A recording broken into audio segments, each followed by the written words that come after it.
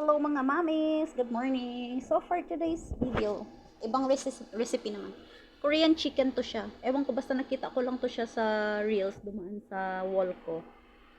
So naisipan kong kopyahin. Alam nyo yung ano yung advantage talaga sa akin. Parang lucky ako na pwede akong mag-imitate ng luto ng iba. Pero ginagawa ko siya ng twist na so yan lang. Madali lang to. Kita nyo naman sa video. Panoorin nyo whole video. As in, super lang talaga siyang galing gawin. Tapos yung mga ingredients, available lang lahat sa market. Tapos gumawa din pala ako ng dipping sauce nito na star margarine.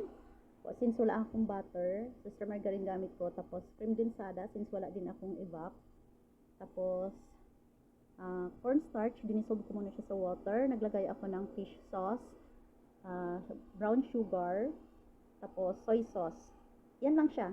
Yun yung ginamit ko as dipping sauce dyan sa Korean chicken. Spicy yan siya. Para mas masarap. Kita nyo yung ano. Kasi naputol yung video. Hindi buong naipakita kung paano ko siya ginawa. Yung full na dipping sauce.